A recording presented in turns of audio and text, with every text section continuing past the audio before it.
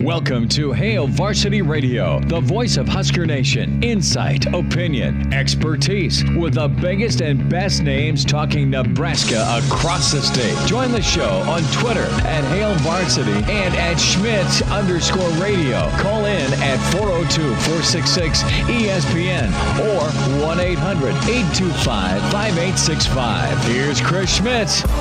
Great to have you in on Friday. It's Hail Varsity Radio, presented by the Nebraska Lottery. Chris Schmidt, Elijah Herbal. I enjoy getting choices A or B as the wife is furniture shopping. A hell of a lot, or kinda a hell of a lot.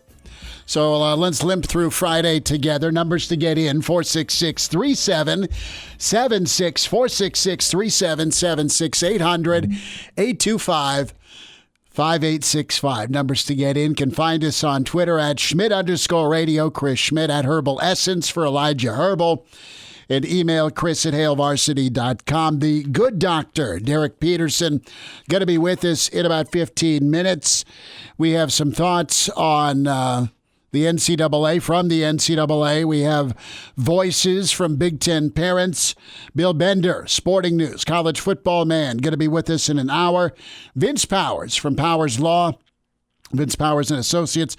Vince will be back with us. I want his take on the letter that was crafted and sent from a law firm in Norfolk last night that has several Husker players, including the McCaffreys, on it, demanding transparency, demanding the minutes, the notes, the audio, stuff you and I have been screaming for the last couple of days, Elijah, from the Big Ten during their council and chancellor and president's sit down that happened last Saturday.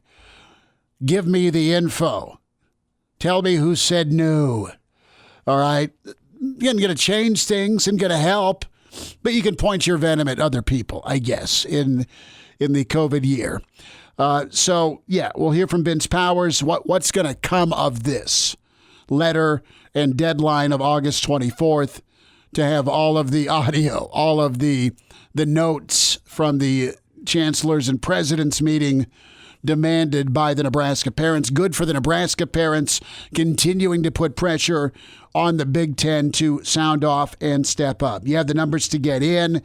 It's okay to high five, still do it via the air. The COVID dial in Lincoln has moved the correct direction back to moderate. Notre Dame is still worth watching. And if you're going to Tuscaloosa, wear a hazmat outfit. That is pretty much evident today. Elijah, what's up? How's your week? Not too bad. You're talking about the COVID dial, then we are still about a week from seeing if there's anything from the University of Nebraska, anything from campus. But for now, encouraging stuff. If you're a betting man and maybe you've been invited, I don't know. Maybe you're partying this weekend, I don't know. But how crazy is it going to get in Lincoln this first weekend? I know you guys have been all online all week, but it gets real for in-person classes on Monday. I think this week may have been more crazy than what this weekend's going to be. We'll see. I think there are enough people out there that are kind of reasonable, saying I'll avoid the weekend. I'll just go out during the weekdays. Okay. Which pacing oneself is sort of reasonable, I guess, when you think about it. But not quite sure. I know the Champions League finals on Sunday, so I'm gonna go try to find somewhere to watch that. We'll see if I can find somewhere socially distanced well. Hoping down in the rail yard. Well, and I mean, I just call our friend Katie Martin up and give old Gorman a shot and just say, hey, put it on the cube. Yeah, that's what I'm hoping for. That's what I'm crossing my fingers for, because then I could sit outside. Yeah, you could sit on one of the picnic tables and kind of, I don't know, get some yellow tape. Socially distance or tape off your region, get some ribs from your friends at Longwell's. Well, I'm thinking it's 2:00 on a Sunday is the Champions League final, so I'm thinking there's not going to be that many people out anyway. So, no, they'll all be getting ready for in-person courses. Yeah, unlike me. So let's get you an update with the NCAA Division I Board of Governors.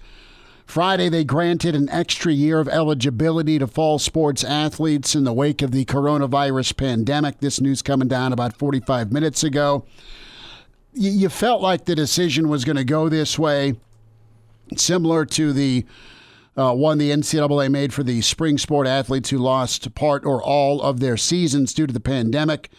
The difference here is the fall sport athletes may still get their full seasons. So if you're playing football in the SEC, the ACC, or the Big 12, you got a cherry on top for either the fall or winter / spring of 2021. This is a blanket waiver that could allow for true free agent year in college sports.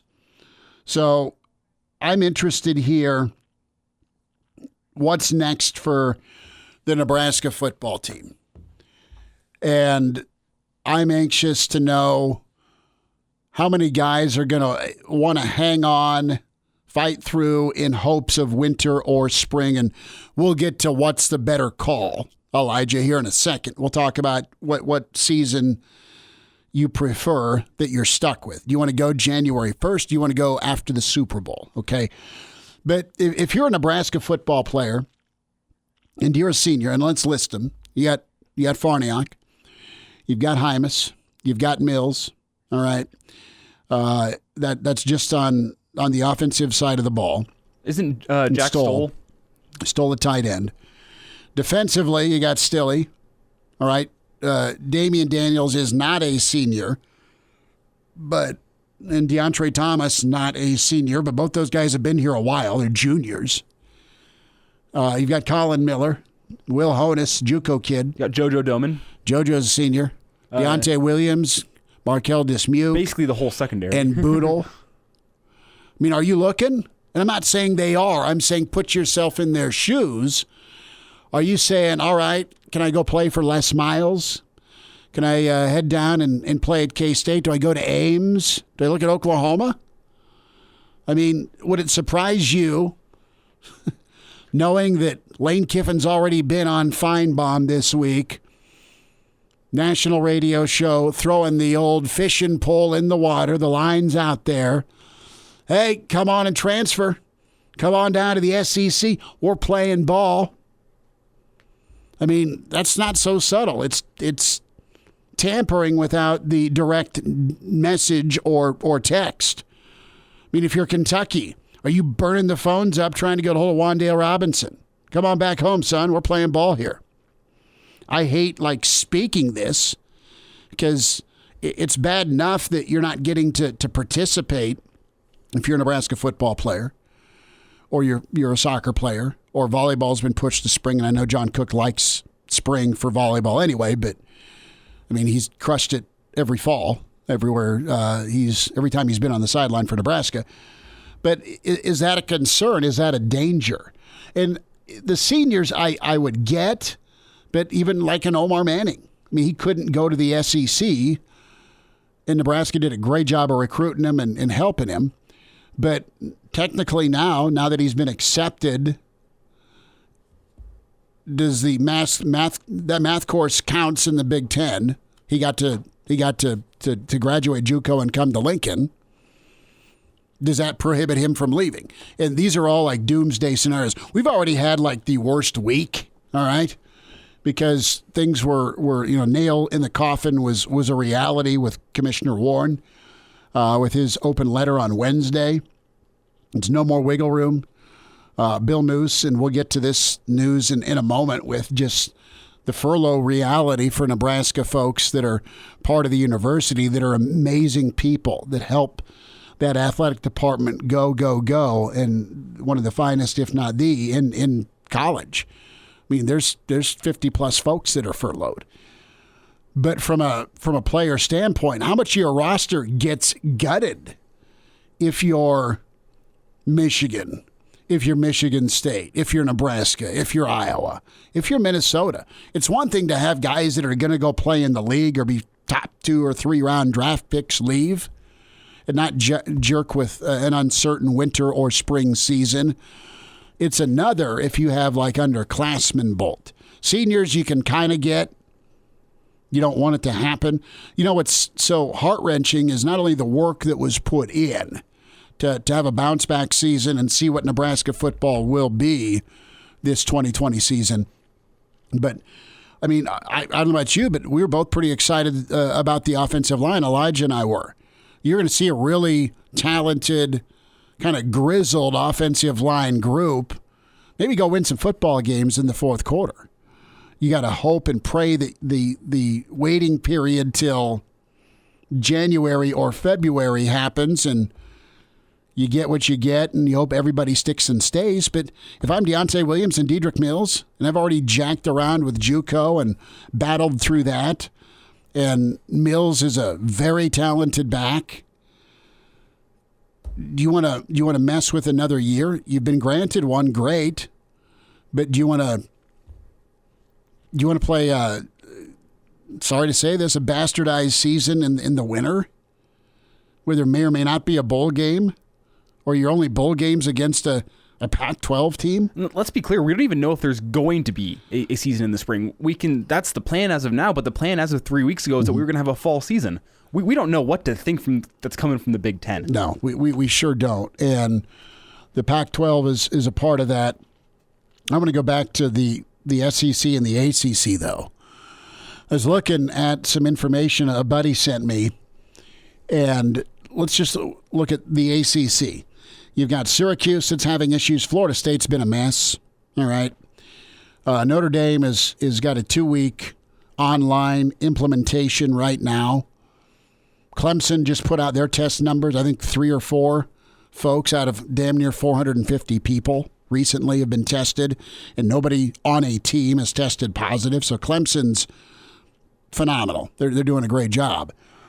But you have North Carolina. They're forging forward to play football.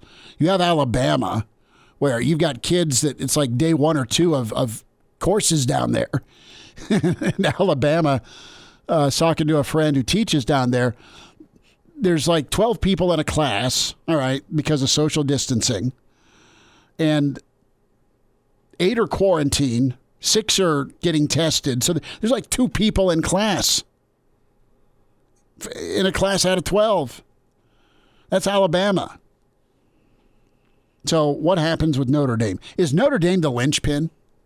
Are they going to stick and stay with, well, if there's no school, there's no football? Are they going to change their mind now that they've got a deal done with the ACC and NBC's a big player? Notre Dame's got so much money. Not that it wouldn't hurt, but they have so much money that they can withstand something like this. They have BYU print money. But if Notre Dame says, we better not move forward with a fall football schedule or season, does that then make the rest of the ACC freak? And if the ACC freaks, does the SEC back off in a week and a half or 2 weeks? Are we, buying a drink and sending a beer down to our friends in the Big 12 and over to the ACC and to the SEC because they are having no fall football either? Well, let's look at it. And if Notre Dame were to go out, look at what happened to the Big Ten in the past 2 weeks, where they have schools that still want to play football. A couple don't. But the backlash that they received because they had a blanket cancellation of the season just because a couple schools say they couldn't play or didn't want to play, I don't think that the ACC or the Big 12 or the SEC would want to go repeat and go down that path themselves. Here's the difference.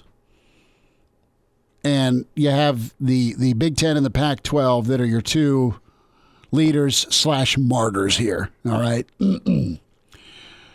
Pac-12 had their bleep together and documentation.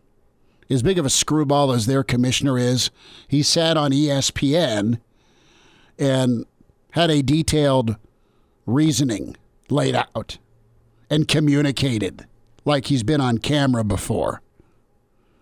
They laid out the why. Here's our data. This is what Stanford's saying.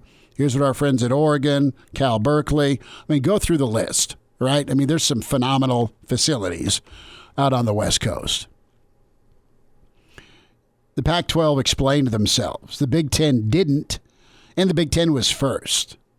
2 big differences as to why there's backlash.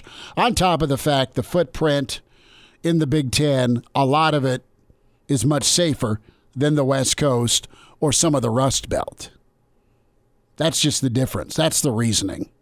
Now, if Notre Dame says this is crazy, we are tapping out, then you'll get some nervous feelings. It's one thing for North Carolina to just kind of plow forward. They're also really dependent on hoops, okay? If football checks out, good luck trying to get basketball started when they want to start it.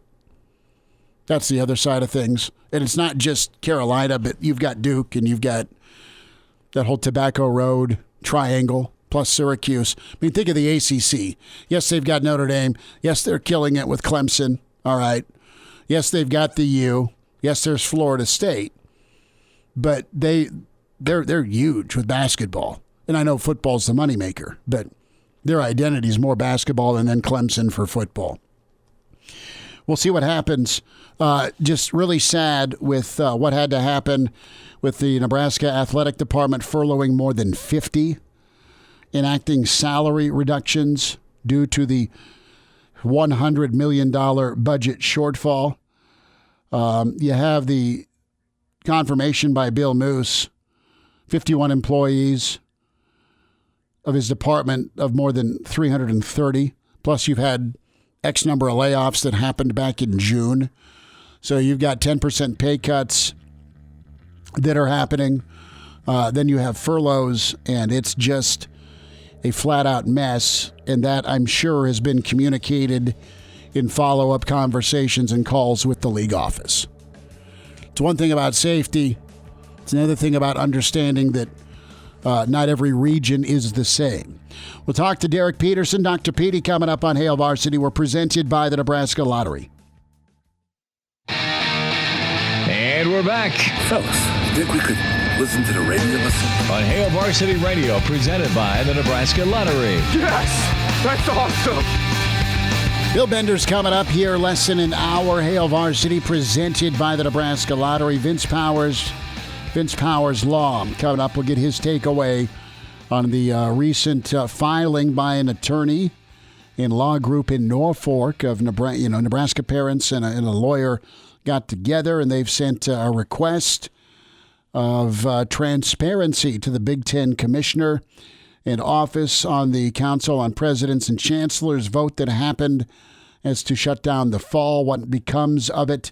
We welcome in Derek Peterson, HailVarsity.com and magazine, at Dr. Petey, HV on Twitter. So, Dr. Petey, what are you guys watching right now? Well, I was talking to Elijah about this. I just turned on the Nuggets-Jazz playoff game, but that one's at halftime, I believe. Before that, I have spent the last hour and a half or so just kind of trying to sort through thoughts on the blanket waiver that the NCAA just granted. Let's go there, because we spent quite a bit of the first segment talking about it. And sure. first, good. I'm glad that student athletes will have this blanket waiver to lean on, and they'll be able to get the year of COVID back. Good. Yep. But your immediate reaction and application to the Nebraska football roster, do you see things heating up or having to re-recruit but some of your roster if you're Nebraska? Does this hit home with the Big Red? Do they have to worry about kids opting out and going somewhere else? Oh, I mean, headaches on headaches on headaches, right? I mean, it's not. I mean, the first thing that you have to focus on, you have to focus financially on what this does moving forward, because Nebraska, they're at 80 scholarships right now. You can carry 85 in a season. They've got 14 players committed. So let's say, and 13 of those 80 scholarship players are seniors. So let's say all 13 of those scholarship seniors decide to come back. At minimum, if Nebraska doesn't add another person to its 2021 recruiting class, which I don't think is likely, but just at minimum, you're talking about 94 scholarship players heading into the fall 2021 season. And they'd be able to exceed the cap with those scholarship players. The seniors wouldn't count towards the cap, the NCAA is saying, but the school would have to decide if they wanted to pay for the 13 seniors, because even though the NCAA granted that extra year of eligibility and that extra year on the clock, they didn't require schools to pay for financial aid. A school can reduce the financial aid or completely eliminate it. And so you're going to have to figure out, like you saw Wisconsin in the spring, they didn't bring spring sport athletes back. I mean, I think just the first thing there is you're going to have to figure out, are you going to bring people back? If so, what does that do to your finances? If so, what does that do moving forward with scholarship numbers, with recruiting, with roster management and things like that? Like Nebraska adding in walk-ons could conceivably have 160 players on its roster next year, which is kind of a nightmare. And then you start to also think about, let's shift gears to volleyball for a second. Volleyball has Kennedy Orr, the number one player in the country for the class of 2021, committed. She's a setter. And the way it was lining up was that Nicklin Hames was going to have this season, her junior season, and then next season, her senior season, which would be Kennedy Orr's freshman season at Nebraska. And then Hames would have exhausted her eligibility, and Kennedy Orr would take over. Now, Hames has the option of coming back for an additional year, and so you might see, like maybe before the plan was for Orr to redshirt her first year on campus and then just take over for Nicklin Hames after Hames was done. But now you might have Orr sitting there behind Hames for 2 seasons maybe. And you're going to get those, this directly applies to the quarterback position in football too. You're going to get those kind of roster decisions that coaches are going to have to make. I think the transfer portal is going to get a major workout. I think, we're going to see people start changing their, the way that they utilize the redshirt thing, the 4-game redshirt rule in football and redshirts in other sports. I just think, and I don't even know, like I said, I've been spending the last hour and a half trying to think through all of these things. I don't know. There's so many questions that I think are going to pop up. This is potentially going to be a major logistical headache for the next 3 or 4 years, possibly. Crazy. Derek, I was going to ask you about that redshirt rule and specifically how it pertains to spring football for Nebraska. Say Nebraska only has 4 scheduled games in the spring, then would those redshirt players be able to play all 4 games? Do we know yet? Theoretically, yeah. I haven't seen anything, but yeah, theoretically they would be able to, yeah. So then whenever you're looking at these other conferences, could they strategically use redshirts, I guess, if they want certain transfer players to come in from these other schools? It is just, you're right, it's a logistical nightmare. I'm not trying to put you on the spot here. I'm just kind of confused by this whole ruling. You have a headache. Yeah, now I have a headache. What's in your fridge? You got red wine or what do you got going? You're right though, Smitty. People are going to have colleges, and this was the case. The minute the Big Ten announced that, hey, we're not going to play fall football. Now everyone's going to have to start re-recruiting players on their own team. You're going to have to recruit. For Nebraska specifically, you're going to have to talk to your guys and make sure that hey, you're still good, right? You still want to be here and all that other stuff. And those are probably conversations you're going to have to continue to have moving forward. Yeah, I mean, if the SEC and the ACC and the Big 12 are able to carry out a season, if they're able to get the full 10 games in that they're planning on, or even if they're able to get 5 or 6, they have a serious leg up on the Big 10 and the Pac-12. They do, and that's so frustrating. And if they get a full season in, we're left to January 1st, when you should be hopefully playing a bowl game. No, you're kicking off the season in Detroit of all freaking places. 2, maybe you're going to say, we're not going to go head-to-head with the NFL in their postseason, so we'll wait and do it after the Super Bowl. So it's a late February start through March to April, which whatever. But it just didn't get a match up, because then it's going to screw you for your 2021 fall, right? Assuming we can all play football again, because are you gonna have a shortened season in 2021, or does that mean you and I can't road trip to Eskimo Joe's and go watch Nebraska Oklahoma? I mean, I mean that's selfish, but I'm thinking of the Nebraska Oklahoma game in 2021. I'm thinking of the Ireland showdown with Illinois. Hey now. What's up? Hey now. Eskimo Joe's is in Stillwater. Well, if we're going to Norman, we're going to the Mont, and I'm giving you a swirl. Hold on. You said we're going where, and I'm getting a what? The Mont, and you're getting a swirl. Why don't we just go to alcoholic? It's an alcoholic beverage. Why don't we just go to Switzer's Cabana? I mean, we could do that. We could go to O'Connell's. Okay. So, I thought there was an Eskimo Joe's in like a second location in Norman. Did I screw that up? I insulted you. That's an Oklahoma State thing. Yeah, get out of here with that. I mean, if there's an Eskimo Joe's in Norman, I don't know. I don't know. We went to it's still around. We went to the Stockyards. Is that still around? Oh, of course. Yeah. We have to. The Stockyards. The Stockyards has a famous steakhouse that most notably Nebraska's running backs coach Ryan Held visits every time he's in Oklahoma recruiting. See, the last time I was at the Stockyards, it was 96, and Scott Frost threw for like 8 touchdowns on Oklahoma. It was wonderful. They dropped 77 on John Blake. It was sweet. And you went to Cattleman's and had a steak. I did. Yeah, it was. Yeah. Cattleman's. Yeah, we went to Cattleman's and.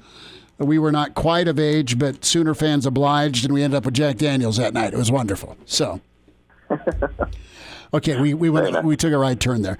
NBA, it is secondly, and last thought here when it comes to Nebraska football. Do you have a preference, January or post Super Bowl February for a season? I don't really have a preference on when. The only thing that I care about at this point is minimal impact on the 2021 season and minimal impact on student athletes' recovery period, like their away time from football. Like if you can get your season in and you can structure it in a way that you're not going to kill players with like 10 straight weeks of football. And also, like Jeff Brom's plan calls for not just an 8-game season that would begin in January, but it also has a 10-game abbreviated fall 2021 season. I don't think anybody wants that. I don't know that we're going to be able to go to Ireland. That's not any reporting. I just kind of questioned if that's still a viable option. Sure. But I don't want the 2021 season impacted. I want to be able to go to Norman. I want to be able to kind of see that season because I thought this year's Nebraska football team was going to be fun. And I think next year's Nebraska football team, just with the roster that they have currently and the guys coming in, I think can be really fun. So as long as players are taken care of during the off season and those guys have a full 2021 season, that's really all I care about at this point. Last thought, 2 scoreless seats. We were talking about this week, so we've adopted the Leach and Mississippi State squad. That's who we're going to check in on out of the SEC. Since there's no Nebraska football, we'll have the Pirate on for Pirate updates. Who knows what the hell we'll talk about. But I'm interested. I've always wanted to go to the Texas-Oklahoma game. I've always had to watch it. Can we get down to Norman this year? I'll drive and get in, do a radio show with Switzer on Friday, and then do a pregame ahead of Tech. Can we make that like our road trip game? I've got about like a minute. Do you have some ins we can work on?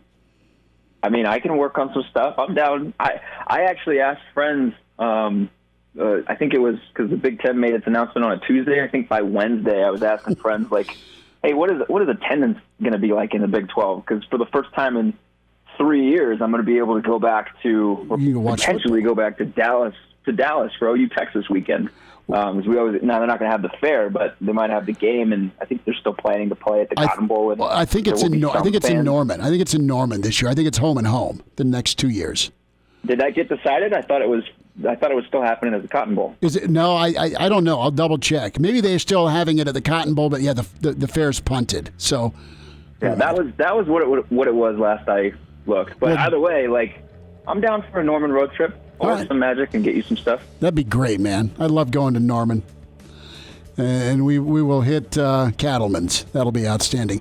Dr. Petey, enjoy your NBA. We'll talk again soon. Thanks for the time. Appreciate you, man. Thunder up. There he is, calling his thunder shot. And now, back to Hail Varsity Radio. Coming up, we'll spend some time on Hunter Salas.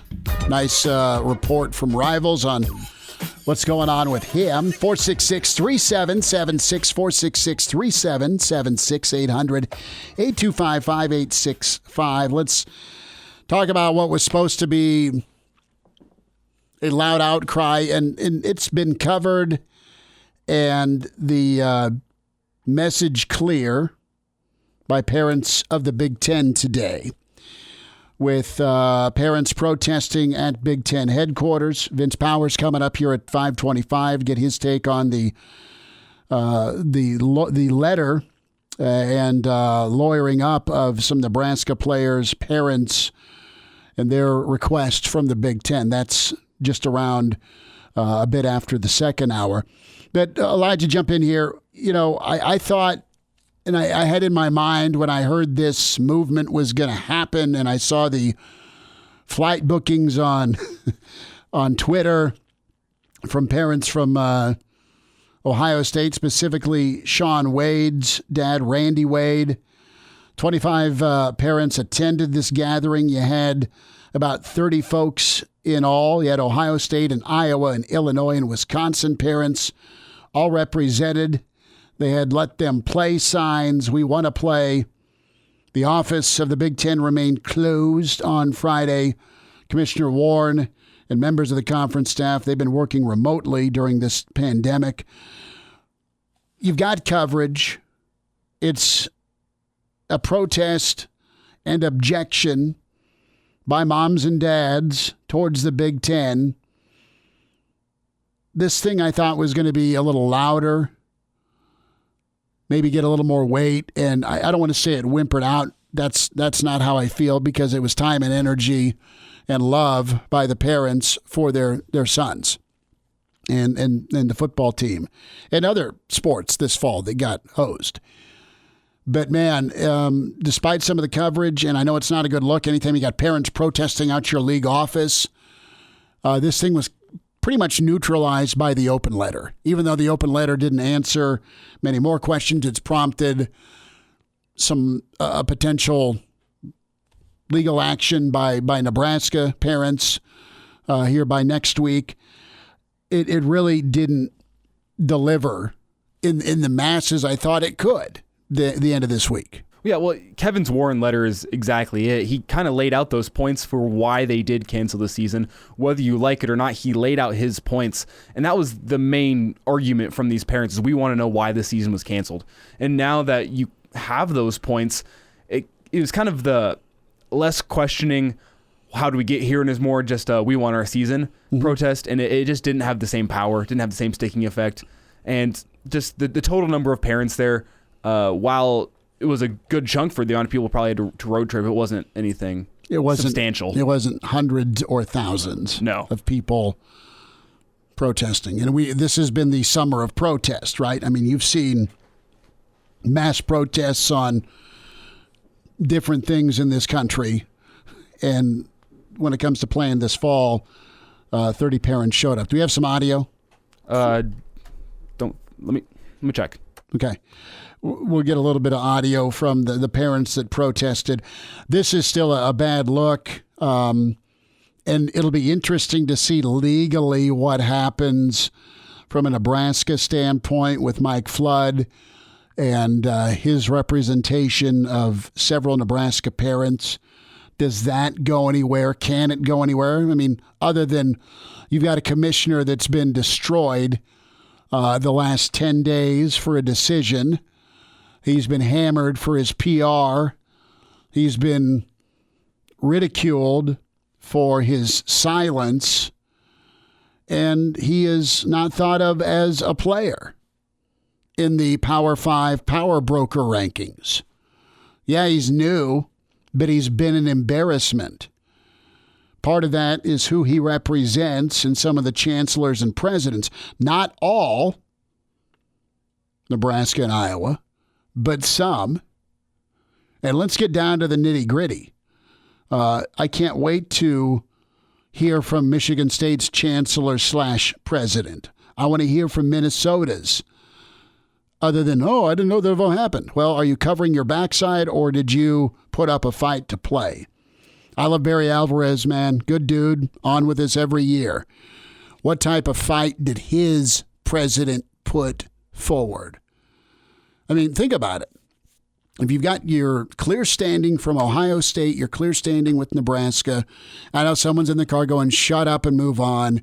I will next week. I'm still pissed about this week. I'm still pissed about last week. you know where Iowa, Nebraska, and Ohio State and James Franklin and Penn State are at. So who put the roadblocks up? Whose medical experts weighed in and had more weight than UNMC in Iowa? And if it comes down to testing turnaround and concern about the accuracy of the tests, give Nebraska and Iowa a call. Maybe they can help out, get you some product. So, pretty frustrating. Do you see the report from, I believe it was Brian West here in town, that they have a new rapid test kit? They supposedly have very low numbers of that kit, but I mean, the tests are there. Mm-hmm. It comes down to somebody fronting the money so that they can be produced in mass quantity. Well, I don't know. It's not the technology doesn't exist, and it's not they don't exist in high enough quantity for you to buy. You're the Big Ten Conference. You have enough money. You can go. Well, you're the Big Ten Conference that leads the world in just fantastic research institutions. You've got to be in the Big Ten, you got to be pretty kick-ass at being a research institution, right? I mean, and one of the reasons Nebraska got into the Big Ten in the first place was because of UNMC. Thank you. Why don't you rely on that right now? Well, and Nebraska has.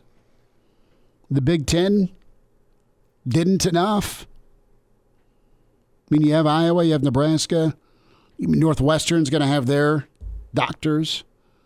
You're going to have Michigan's medical facility weigh in. I don't know. Michigan State's, I think, good at engineering. I don't know what else. Basketball, clearly. What's Penn State all about? I mean, I don't know what their sweet spot is, honestly. What is each school's sweet spot? Rutgers, don't know. Rutgers is a really good business school. Are they? Phenomenal business school? Really good business school. So what about, you have Illinois piping up earlier today with the swab testing, like the through your mouth, the oral side of things.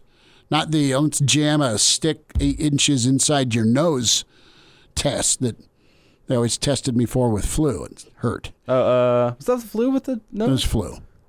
Never for me. No? I don't think so. My doctor hates me anyway.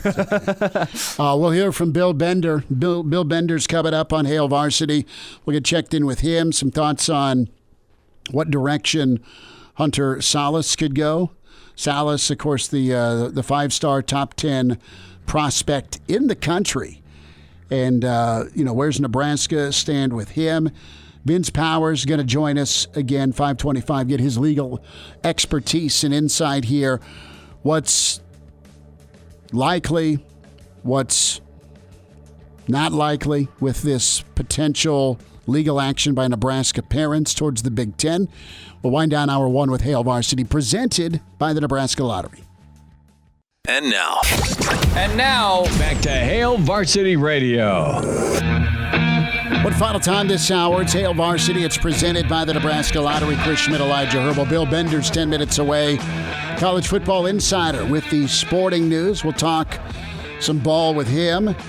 Vince Powers on the way. And thoughts from you the last half hour of the show, 466-377-6800, 825-5865. Of course, the Kansas City Chiefs proudly on our sister station here in Lincoln at KFOR, your home for the World Champion Chiefs. And we've been lucky enough to get caught up with Mitch Holtis from time to time. Here is a Chiefs training camp report. Here's Mitch and what Kansas City's been working on here as the season awaits. This report on the Kansas City Chiefs training camp on KFOR is brought to you by your Lincoln area Hy-Vee stores, proud sponsors of your world champion, Kansas City Chiefs. The Chiefs continued on this Friday with their third padded practice in as many days. Yesterday, Tyreek Hill seemed to tweak a hamstring in a one-on-one drill, and defensive end Alex Okafor had a calf injury. Both players missed practice again today. However, there were notable players who returned to the practice field this morning from the injury list, including defensive tackle Chris Jones, K-State wide receiver Byron Pringle, and wide receiver Sammy Watkins. Tomorrow, the Chiefs will have a special practice, not in full pads, but inside Arrowhead Arrowhead Stadium. They're going to be watched by 2,000 selected season ticket members. It seems like a good rehearsal for the opening game on September the 10th, when 22% capacity will be allowed to attend. Now, 22% of Arrowhead Stadium's capacity is a roughly 16,000 fans. The effort and research to allow or disallow fans to attend Arrowhead this year has been a joint effort with the Chiefs, the City of Kansas City, University of Kansas Health System, and the Kansas City, Missouri Health Department, plus the state of Missouri. But there will be strict rules in place. Masks will be required at all times for fans attending. All bags will be prohibited inside the stadium to minimize contact in the security screening process.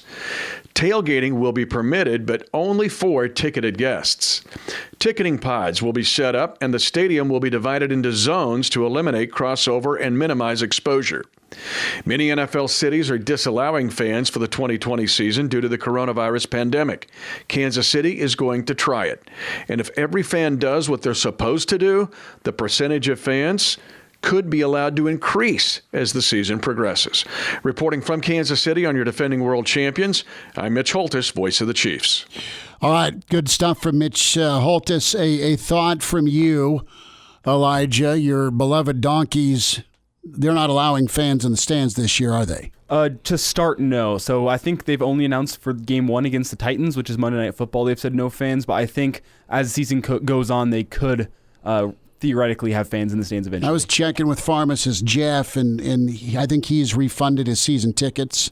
Yeah, I don't think Denver and Colorado being a blue state, not that this is 100% political, but it's kind of political. I don't think there's going to be many fans in the stands for the Broncos this year, if at all. So does that mean you've got a roadie down to Arrowhead to see your Donks? I don't know if I'm going to get a chance to see him this year. Or are you just going to fly out to Vegas? Well, I guess we'll see. I don't think that's affordable right now for me to go fly to Vegas. Maybe a nice little road trip to Vegas and then make all my money back in the casinos. You can only hope. I can only hope. I could talk to Danny Burke, see if I can just get some sports betting going. Well, we would need to do this. We're just making travel plans all fall. No Nebraska football. We have our weekend sucks. To do stuff now, though. But we'll head down to Norman for a weekend. Let's head down to Lawrence for a weekend. Let's head out to Vegas for a weekend. Let's get down to Arrowhead. Roadshow every weekend. Why not? Bill Bender's next. Hail Varsity, presented by the Nebraska Lottery. Welcome to Hail Varsity Radio, the voice of Husker Nation. Insight, opinion, expertise, with the biggest and best names talking Nebraska across the state. Join the show on Twitter at Hail Varsity and at Schmidt_radio. Call in at 402-466-ESPN or 1-800-825-5865. Here's Chris Schmidt.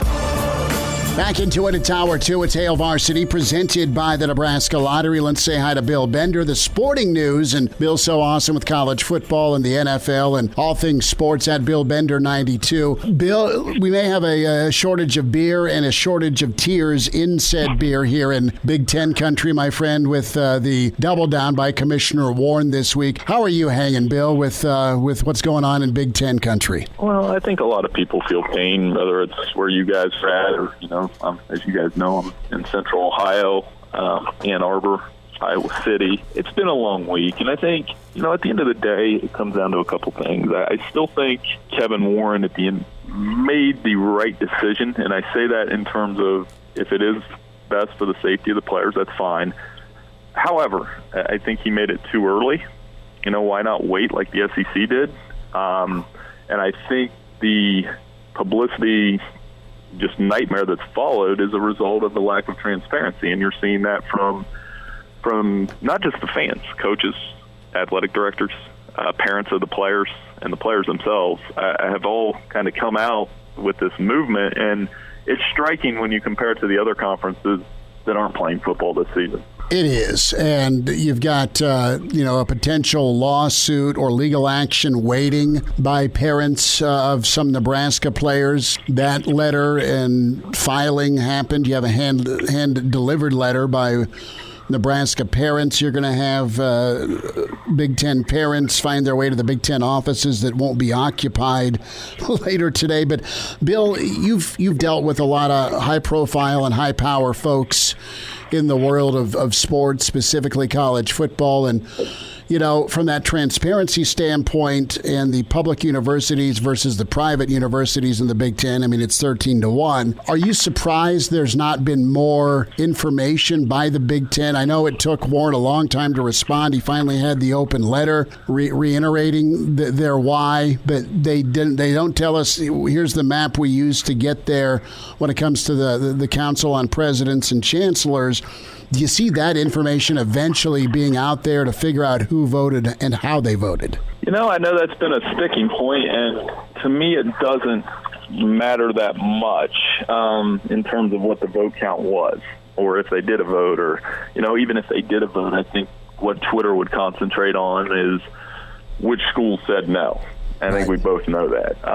It's pretty clear that Nebraska, Michigan, Ohio State, Penn State, Iowa wanted to play, and they're not getting a chance to, and they're going to feel that. And those are the places, really, if you think about it, on Saturdays, if the SEC and ACC are playing, the depression, the crying in the beer, the whatever phrase you want to use, is going to be felt the most. Because especially here in Columbus, I mean, I've said this all along. I mean, they were the school that lost the most, with all due respect to Nebraska.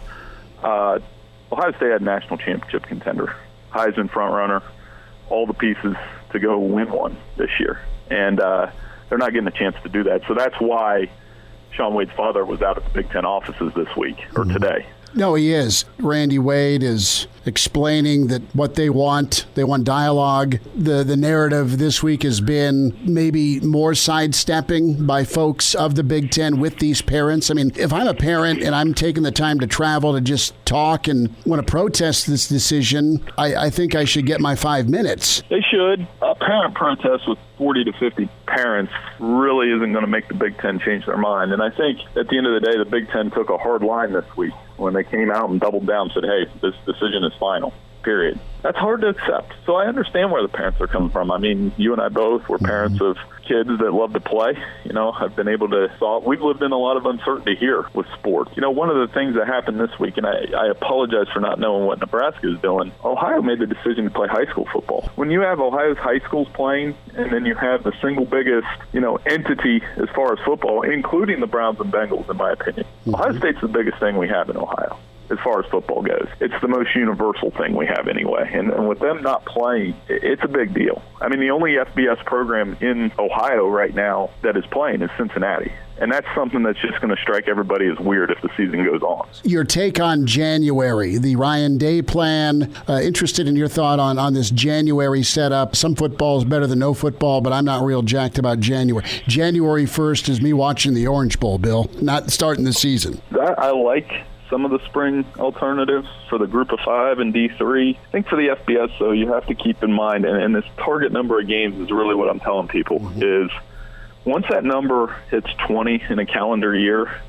you're really playing with fire there. If you're dealing with student athletes and you're telling them to do 2 seasons in 1 year. I get that football's a year-round gig, but I think that off-season is so important for strength training, development, all those things that are part of the career. Bill, we lost you, bud. Oh, sorry. Well, there's this sentiment that it can be done. Can it really, Chris? You can't stick with health and safety as your main argument for stopping the season, and say go play more than Cincinnati or Cleveland. You just can't do it. And I think so. Like a 5 or 6 game spring schedule, that you can maybe get away with that.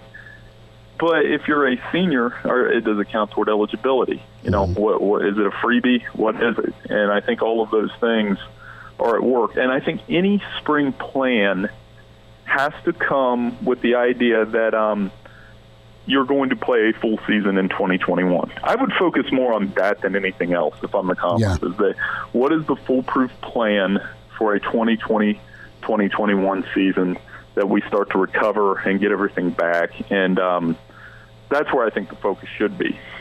Well, and to be honest with you, I mean, if I look at 2021 and I want football and I want small businesses to be able to make it and survive financially, and I just don't know how that's going to happen.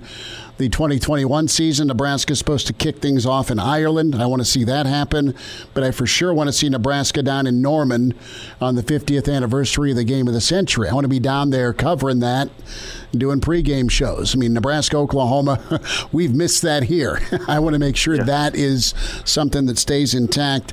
Bill, how steady or how teetering is the ACC in your opinion right now with the outbreaks that are going on around their campuses, and also you factor in Notre Dame with the distance learning versus the on-campus learning? Well, you're asking college students to behave. That's a tough one. I mean, we can all like I've said all along, Chris. Like I was in college too, and if you're asking 18 to 22-year-olds that aren't playing football to make the right decisions, you might be asking too much. And I said I made plenty of mistakes at that age. Was very irresponsible at times in college too, but it's hard. It's going to be hard, and that's that double-edged catch-22, whatever phrase you want to use. Is on one end, it might be a little safer for student athletes to be on campus without the actual students there. But then what are you saying about those student athletes? That what are you really using them for? And we all know the answer. It's money. So it's a tough one, and I struggle with that. But I just know I remember being on a college campus in September for 4 years, and once you got down there, it was, to use a very dated reference from Wayne's World, it was definitely party on. And you're telling college students not to have parties. Good luck with that. One thing that we've been bouncing around is not only adopting a team in Mississippi State's who we're going to be checking in on with the Pirate, and Iowa State's interesting with Coach Campbell, and a lot of trips to Ames over the years that went Nebraska's way, but Campbell's a fun guy, and his program is pretty entertaining. The Mad Hatter's down in Lawrence, so there's games that are 2 hours away that will be being played, we hope, here in less than a month. So that's something. But, Texas, Oklahoma, even though it's not at the state fairs, the one game I've got circled, I may try and make it down there for that. I know that's October. What's a game that you want to go to, or a location you've not been to?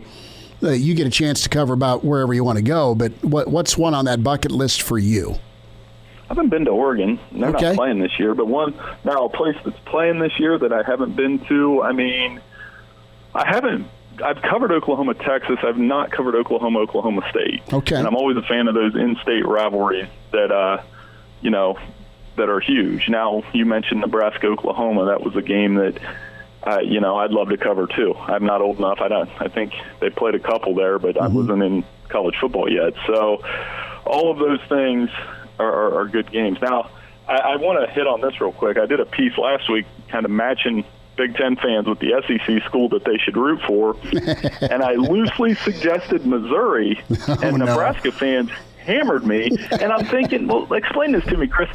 You guys owned them forever. You were in the same conference. I mean, what SEC school should Nebraska fans root for? I think the easy answer is LSU with Pelini.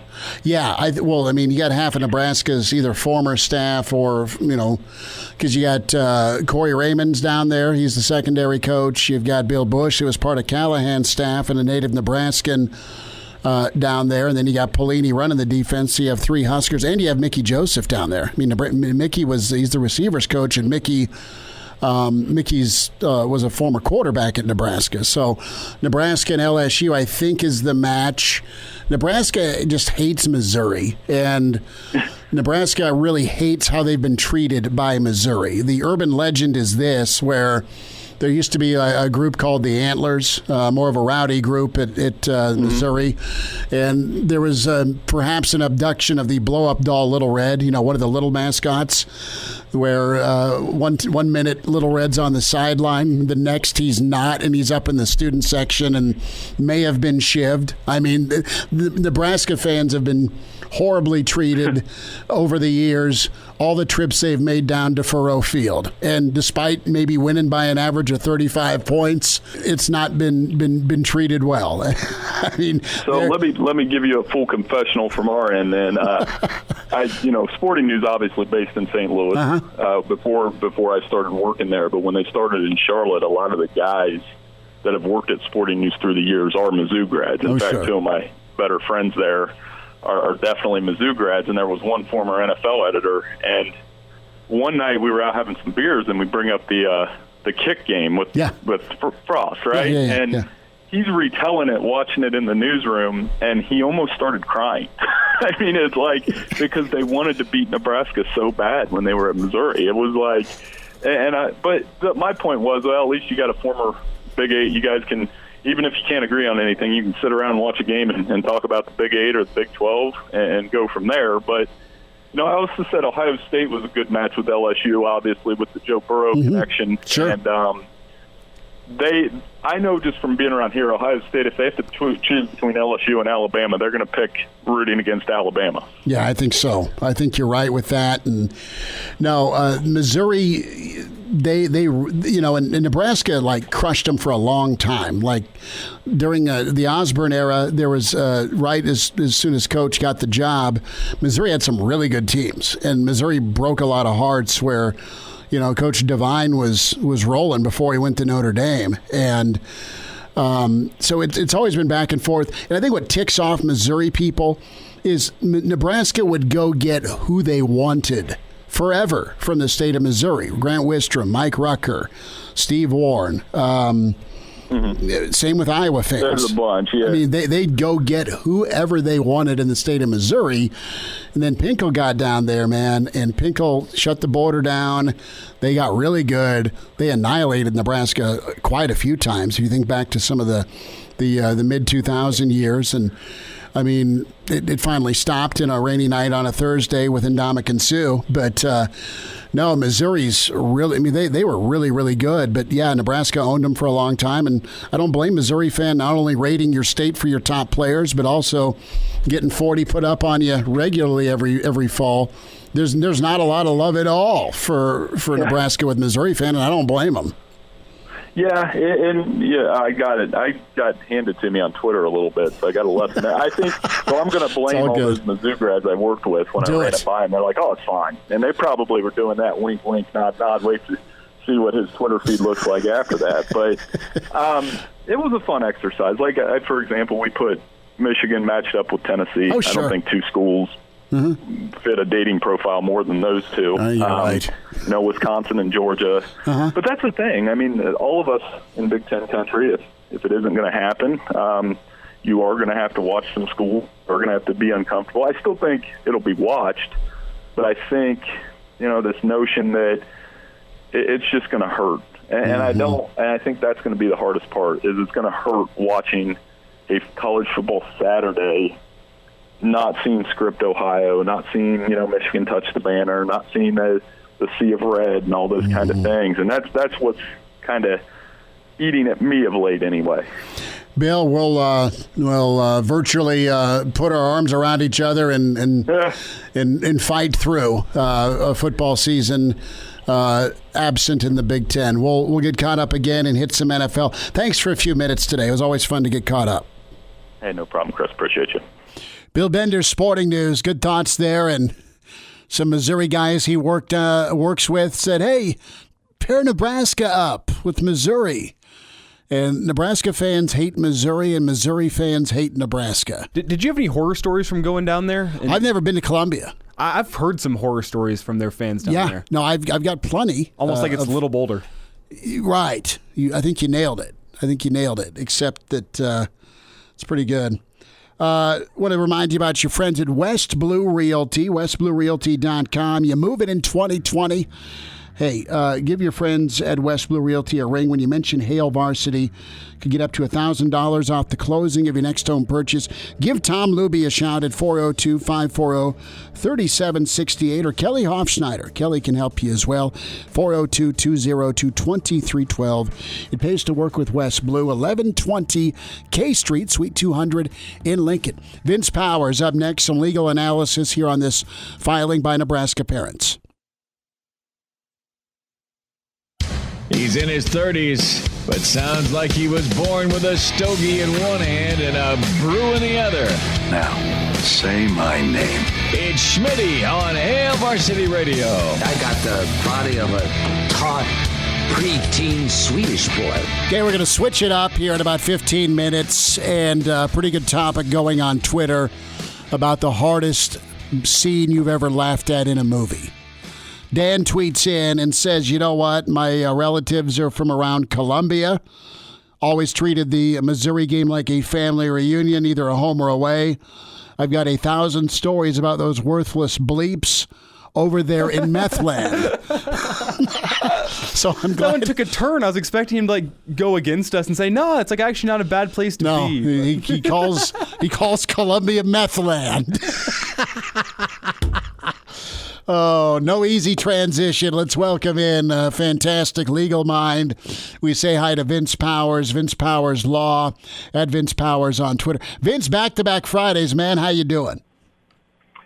Doing well. Thanks again for having me. Appreciate it. Well, appreciate you. And I wanted to get your thoughts here. You have Nebraska parents asking the Big Ten for the vote results when it comes to the chancellor's and president's vote here on deciding to cancel the fall season. They want the minutes. There's a suit that's threatened. And Vince, lay out what's going on here.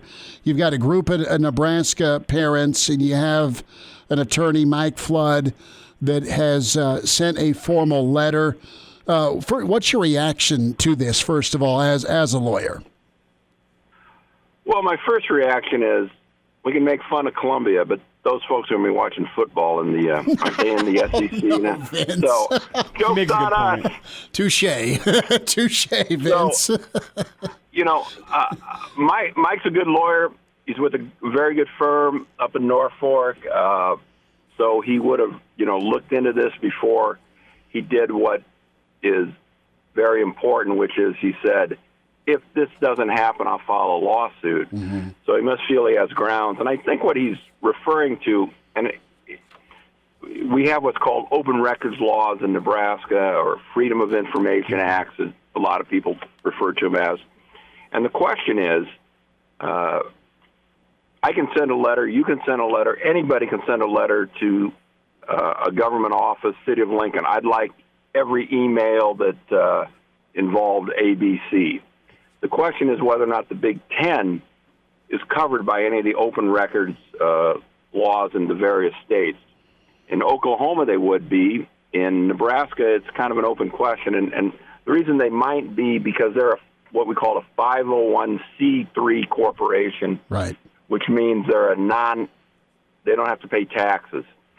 So the argument is, we, the taxpayers, are supporting you because if you had to pay taxes on your extraordinary amount of money you bring in from television alone, you wouldn't make as much money. So we, the public, are supporting you. Therefore, you should be open to have this information given out. And so I think what they want to see was there a meeting? Was there a vote? What was said? And picking up on last week, what I like that they're asking for is, what is the medical evidence upon which you based your decision? And my expectation is that the Big Ten will ignore this letter, and that they'll file a lawsuit seeking to get that information. The thing why these laws have to apply is because the parents aren't students. The parents have no what we call standing to sue. Okay. I'm a witness to a bad car wreck. I don't get to file a lawsuit. The driver, a passenger who's directly affected, or if you want to make a claim, as the student athletes can make a claim that they have some kind of contractual relationship with the University of Nebraska that carries over to the Big Ten, they can make a claim, but not the parents.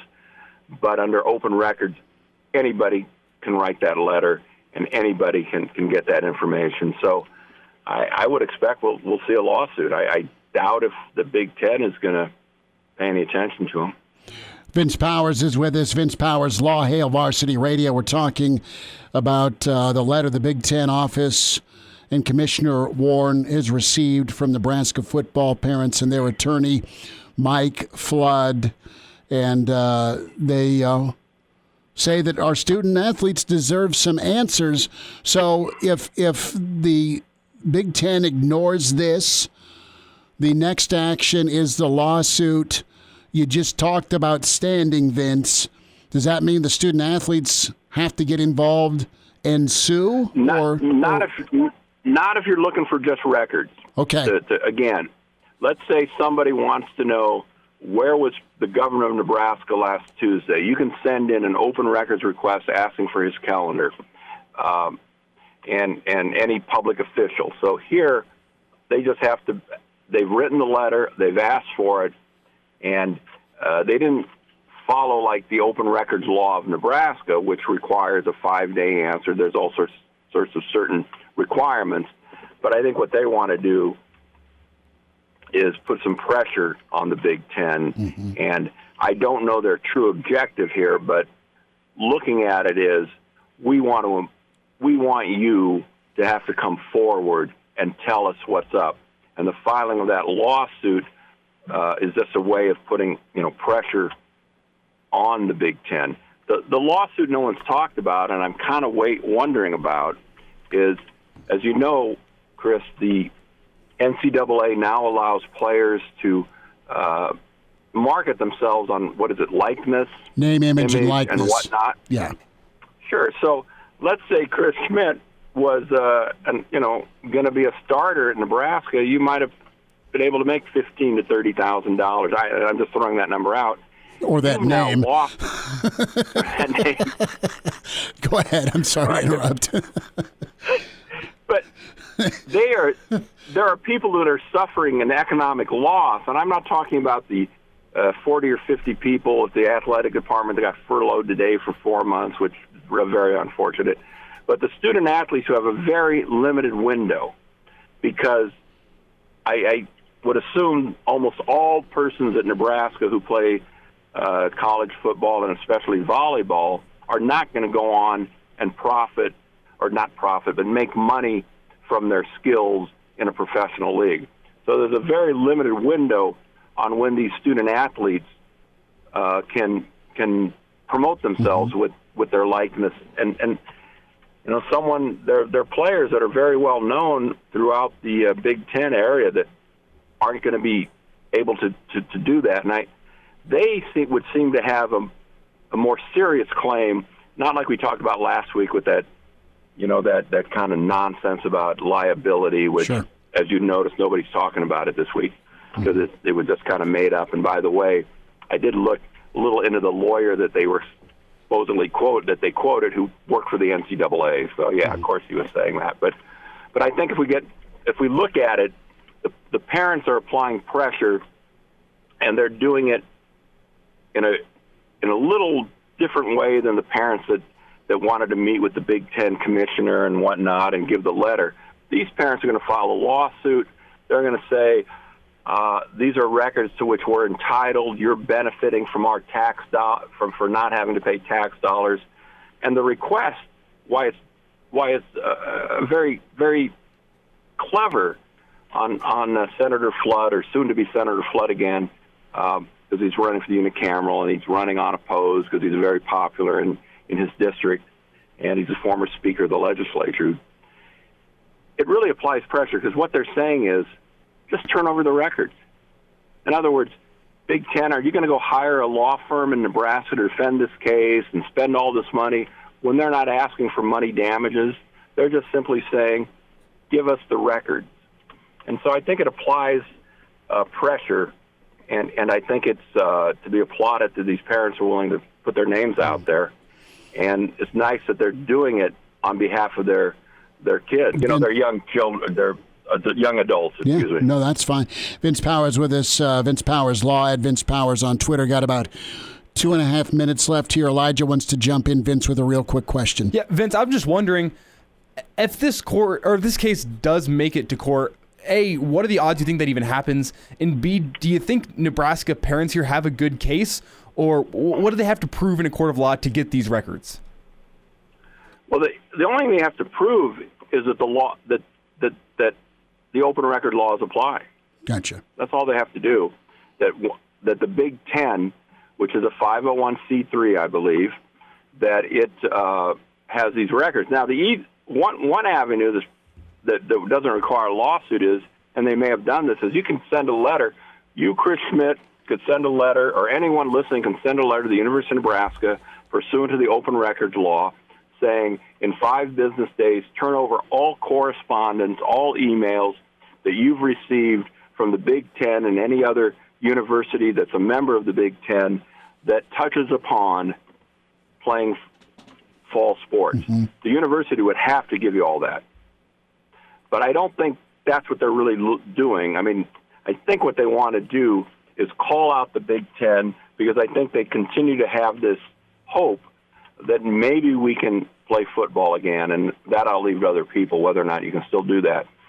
But the University of Nebraska clearly has to produce records. I send them open records all the time. I send them as part of my law practice, and they turn them over. And so, but I think they don't want the University of Nebraska to be embarrassed because the University of Nebraska is on their side. They want the Big Ten commissioner to have to say, and the Big Ten lawyers have to say, we'd rather spend a lot of money keeping this all secret than turning over what is a very reasonable request, at least in my opinion.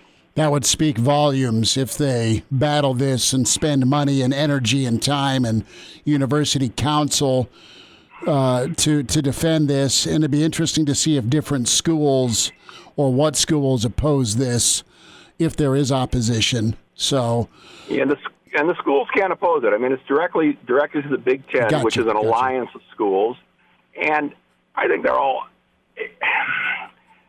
The pressure point is, you've come out with this open letter.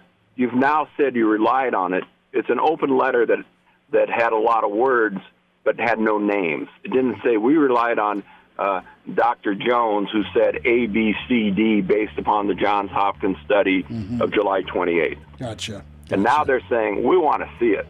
Yeah, no, absolutely. And so if they fight it, it means they don't have it. It's pretty simple. That's fascinating. Vince? So I got applaud Mike Flood, who's a good person, good lawyer, and I think these parents are taking, what's good about these Nebraska parents they're not just spinning their wheels. They're saying to themselves, what can we do to apply maximum pressure? And they're doing it. Vince, pleasure to spend another Friday with you, sir. You have a good weekend, and thanks for the time today. Absolutely. Thanks, guys. Bye-bye. Chime in 402-466-ESPN or email the show, Chris@HailVarsity.com. Just try me. Back to Hail Varsity Radio. Okay, this is a pretty good topic. Kyle Brandt, part of the Jim Rome Show formerly, and he's part of Good Morning Football on the NFL Network. This is a fun Friday topic. We'll start doing this here as we crank up with no Friday forecast in the forecast for college football. We'll do some NFL forecasting for sure here this fall. Well, we could still do some Friday forecast. We'll do that. We'll do that. We got to get Clausburn on board. Got to get Danny Burke in. Got to get the Big 12, the SEC, and the ACC on board. Well, don't kid yourself. In 2 weeks, they're going to be shut down. Hot take, bold prediction, made by thousands, but I'm getting in line with that. You're just no fun right now. That's the thing. Have some hope. Oh, dude, come on. Hope is gone like my bottle of vodka. 2020 has taken all hope. It is. Vince Powers is phenomenal. Check that podcast out. He was incredible. The way he laid out the football parents' lawsuit potential and the letter to the Big Ten office from attorney Mike Flood. And Vince Powers, our go-to. We love Vince. Vince, proud supporter of the show. We appreciate him for years and appreciate his insight. So ESPNLincoln.com, you'll find Vince Powers posted. You'll get that up on Twitter at ESPN Lincoln, as well as Bill Bender. And then Derek Peterson earlier today on a Friday. Weekend tomorrow. Weekend edition gets going at 7 tomorrow morning. Myself, Mark Kranak. Are you sleeping one off tomorrow morning, or are you in? I believe Damon's in. I should probably check with him and make sure. But I got high school football here tonight, so good. Getting my hours doing that. Motzi has got North Star and Hastings tonight, and that'll pregame here in about an hour and 5 minutes for the pregame. So back to the movie question. Okay, what's the hardest movie theater laugh of your lifetime. What was it? And Kyle Brandt says it was something about Mary, 1998, when you had the zipper scene.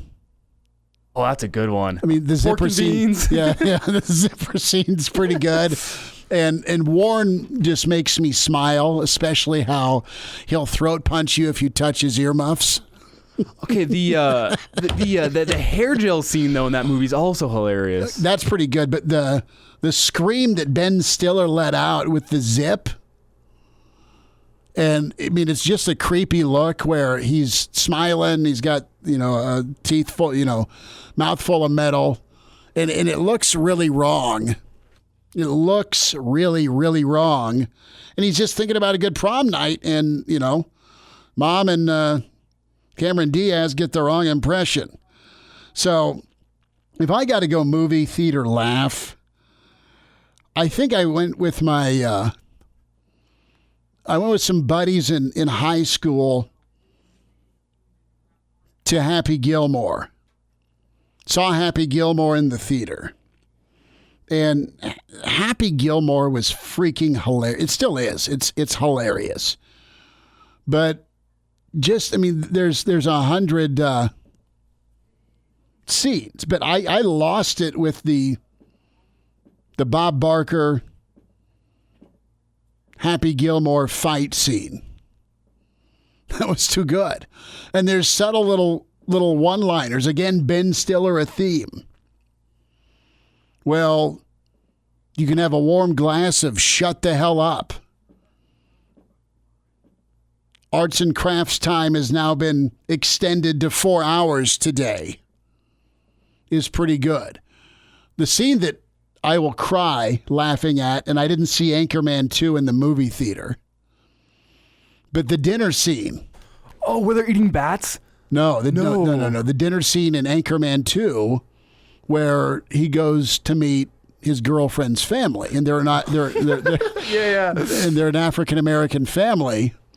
And Ron Burgundy is trying to go street, and he's pissing the dad off and the mama off and the brothers and sisters, and he utters the term pipe hitting bitches and mashed potatoes. I was gonna say the scene from Anchorman 1. You know what I'm talking about? The scene in Anchorman 1 where they all they smoke crack live on the set? I did not know that. It's illegal. They're getting arrested. Yeah. That one had me crying, that was too. Pretty good. Who do we have on the horn? Jeff? We have Jeff. Jeff, welcome into Hail Varsity, sir. Thanks for calling. Hello. Did we break the phone? Jeff, do we got you? Yes, hello. Hey, go ahead. Good to get through. Go ahead, bud.